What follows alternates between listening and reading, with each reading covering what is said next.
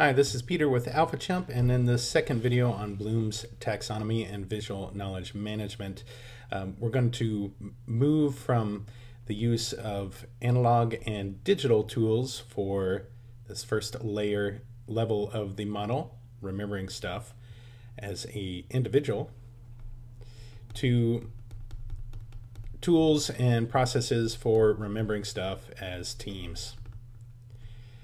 And in the tradition where I grew up, where I kind of learned all this stuff, they had a saying about models, and this is just a model, right? This is Bloom's taxonomy. Some models are useful, no model is perfect. So we're just using this model to help structure our thinking.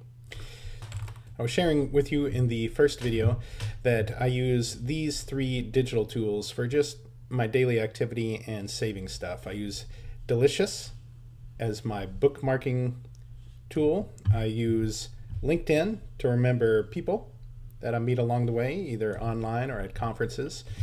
And I use Evernote, which is a cloud-based service that really can save anything: sound files, photographs, documents, and you can search within images. So I'll show you why that's important, especially as we move into working with teams. So here are my analog tools. I use my mobile phone all the time. Some people now use an iPad more and more, especially as a camera or for documenting drawings, sketches, notes. I use the action method notebook so that I can do some project-based thinking and create action items here to get stuff done. And I use my personal journal, usually a Moleskine. And then the fourth analog tool that I use every day is some sort of whiteboard device. And of course, in the land of visual facilitation, we do scribing on paper and that sort of thing. But in terms of getting things done on a daily basis, do a lot of whiteboarding. And so we're going to move up the kind of the ladder here of our three-toed sloth model of remember, understand, apply. And so I obviously, somebody like me, I use all these analog tools to help remember stuff, but also it's building context and connection so that I can understand what's going on, turn things from bits of information and data into more of a holistic picture that is part of a complex adaptive system, as it were.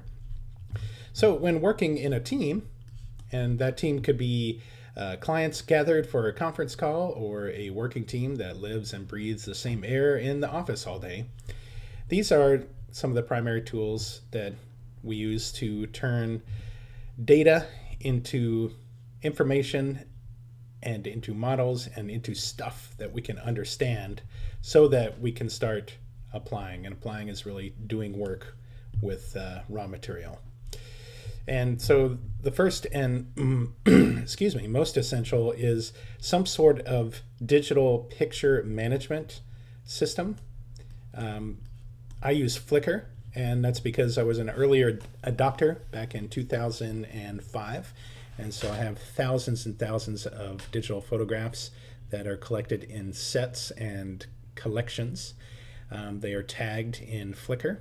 And so even when I do a little sketch in my sketchbook that I like, or a little bit of work on a whiteboard, if it's not super sensitive material, I'll upload it to Flickr so that I can access that later. And you can build collections and sets and make them private so that they aren't viewable to the Flickr community. But especially going to conferences and doing sketchnoting and kind of things that I don't mind being out there. I just take a photograph and upload it to Flickr. And people like Mike Rohde, who is the master of sketchnoting, Sonny Brown, lots of others do the same thing using Flickr. And then you can grab HTML code for that image and embed it in blog posts. The other primary tool is Basecamp, and this is for project management. It is a cloud-based tool. You may be using it right now. You may have heard of it. You may have used it and hated it. I don't care. Once again, we were early adopters back in 2005, 2006, and this has been essential, especially as all these little bits of information, including emails, fly around regarding a project. We make sure that they are put on Basecamp and they are associated with a project. So when I get an email about an upcoming event with logistic information, it goes to Basecamp. When we do a little whiteboarding, trying to structure our work, we take a photograph of that, we put it in Basecamp. When we say, hey, who's going to do what, when, where, how, and make a to-do list, it goes into Basecamp. But it's organized around a project. So it is not organized around a personality or somebody's inbox. And that's still how so many projects are managed, is by somebody's Gmail account or Outlook account and writing things down in their personal notebook. A sister product that comes with a subscription to Basecamp at 37 Signals is HighRise, and this is a pretty underutilized tool. This is for customer relationship management. So the way that we use this is our front end tool. For example, I go to a networking meeting or conference or something. I meet somebody, I get their business card, or we exchange emails, and I connect with them via LinkedIn. Well, then they say, hey, I got a project in mind, or I got a question for you, and how much would something like this cost, or how would we start working on this?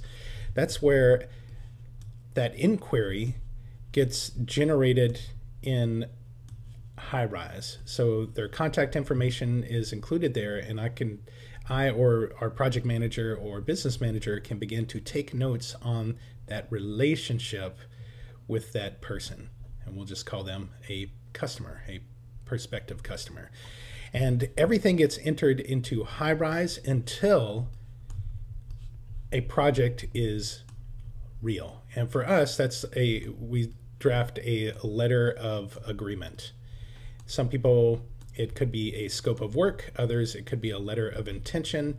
For other people, it's a very strict, contract. But something gets signed that says this is a live project, either a for-profit project or a collaboration, but it turns into a project. But everything up till then gets recorded in HighRise, and HighRise works not around projects, but around deals. So as negotiations go back and forth on timing and budget and all that kind of stuff that evolves before something becomes real, it's structured as a deal in HighRise. And then after that deal is won or lost, if it's won, it becomes a project, and then it's a live project. And as information, diagrams, doodles, whiteboards, as all that data starts to be generated around that project, this is where we keep that knowledge. And Basecamp allows you to upload photographs, so it is for me, it's a wonderful visual knowledge management tool, because we can go back and access all this stuff. So these down here are my personal tools that I use to manage data. These here are the team-based tools, and team including a client or partner. And yeah, we have digital over on the left and analog over on the right. And so in the next video, we'll move further up this model and get into other tools, analog and digital, for visual knowledge management as we analyze, evaluate, and create stuff. So I'd love to hear what you use. Please comment in the comment field at the bottom and let me know, what do you use in terms of digital and analog tools to help you and teams get stuff done. Thanks.